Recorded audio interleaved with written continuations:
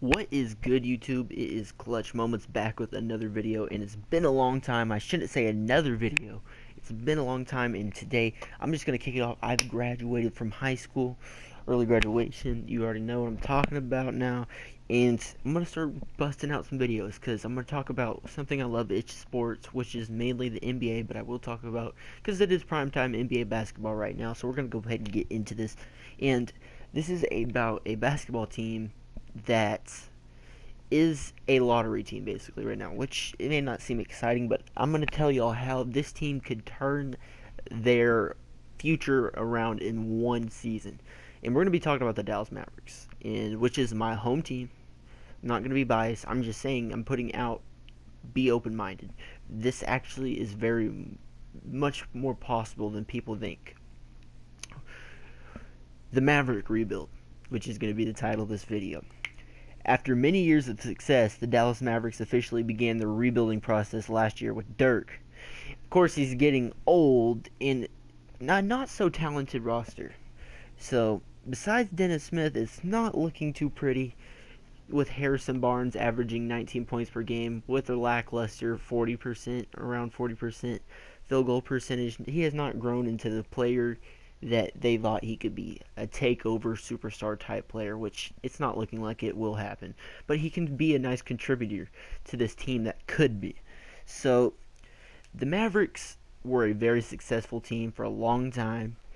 Dallas, I believe, went to 15. They had 15 straight seasons of going to the playoffs, won a championship in 2011, basically dismantled their whole team. They've been trying to chase big free agents, haven't been able to do it. It's just never worked. DeAndre Jordan literally verbally agreed to a contract and backed out of it after he got locked into his house by CP3 and Blake Griffin. So he ended up staying with the Clippers. They spent that whole offseason there.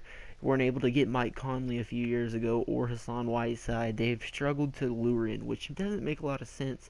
It's a good franchise. A lot to build around. Great coach, legendary coach. Mark Cuban, a really player-friendly guy. But I'm gonna name you, here, let me name you this. What if I could tell you the light at the end of the tunnel may be not as bad as it seems, not as far as away as it seems.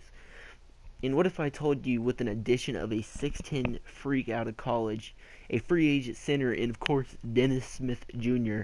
I mean, he's looking good. I know versus Golden State tonight, they're on a 4-game streak, but he is clutch. He's got that Mamba in him, boys. I'm telling you, he's got it. And Dennis, of course, I think he is a future NBA superstar. So you already have a core player. You have your point guard of the future. He's 20 years old. So we're going to go ahead and get into it. We're going to talk about this freshman power forward at 6'10", Marvin Bagley out of Duke. Marvin Bagley, of course, he's just a monster. And nobody was shocked.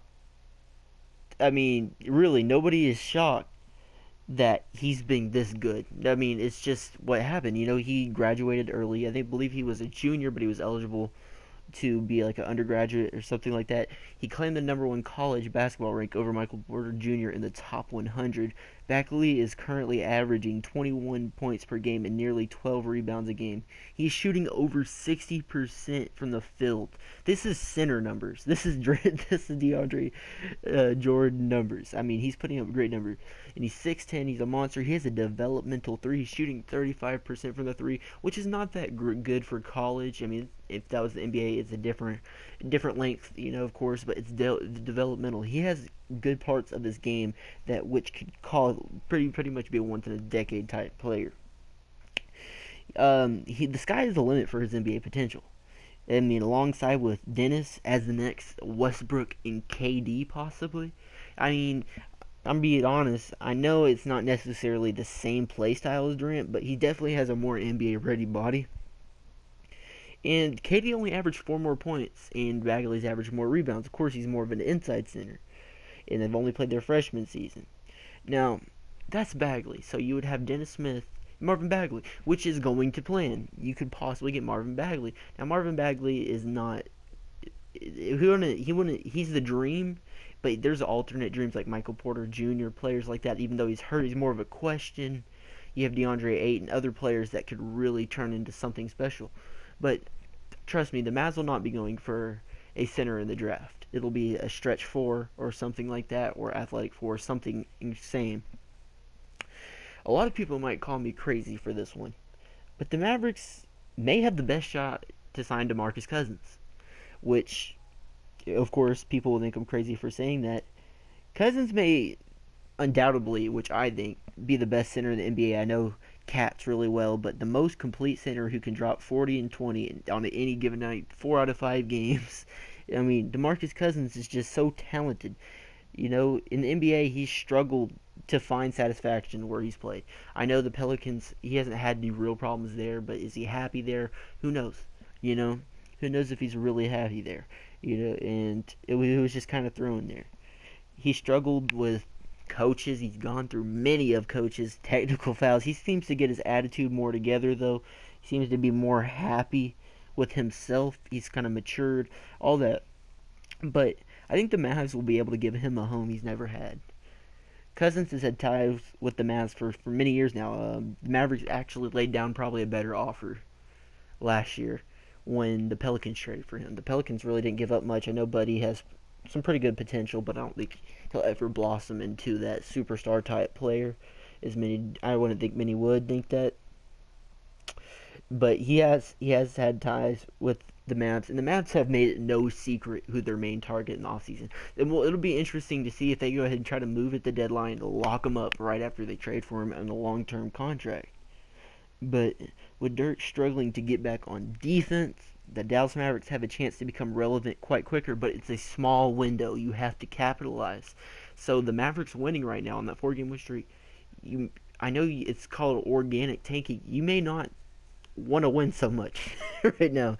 I hate to say that as a fan of the Mavericks, but because I love to see my competitive team play. But of course, Dennis Smith may be the future point guard of the NBA, the face of the NBA, which I think is very possible. He has a possibility to become elite defender. I know he's not right now. He struggles quite a bit defensively, but he has the quickness and the anticipation to be an elite defender. And of course, an elite scorer. He gets rebounds, and he can pass. He's got great vision, and he's shown that with a triple-double and 8 assists tonight. So Dennis is looking good. Marvin Bagley may be a once-in-a-decade type superstar, which I was talking about. Dallas being one of the few teams that will be able to afford DeMarcus Cousins, and I think they have more ties with him. And I know Mark Cuban hasn't hit home runs at all with free agents, but if you're going to have one relatable guy out of all the owners, Mark Cuban's going to do it. Like, he's more person to person than I think any owner in the NBA. So just think about that. Dallas could form a 3-headed monster within 1 year, 1 summer. 2 people. And of course you have depth like Wesley Matthews, which you could also, I could extend this video and say possibly, hey, you go to a Cavs hungry team who are really trying to compete. Who knows if LeBron's coming back?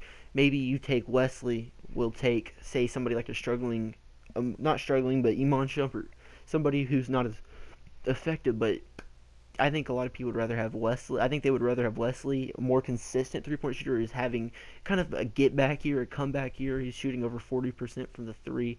He's just making everything, it seems like, from the three. He hit 7 tonight. Who could give up that first-round pick, and we could maybe take on a little bit of contract money with it, with Iman Shumpert, so it's a trade-for-trade cap. They're getting more talent out of it. Maybe they give up that Brooklyn pick, and Dallas has another pick, which would be insane, which I don't see it happening. I don't think a lot of people would, but Dallas could retain Seth Curry. He's been hurt all year, but he still has a lot of potential. They have good talent. It's just they're going to have to make quick moves soon to really surround Dennis Smith Jr. with talent, which is very possible. Guys, this is it for this video. This is my first video. If this video gets 5 likes within a week, I will make another video on the NBA, on anything. Give me suggestions. I will do it. This is it. Clutch Moments is out.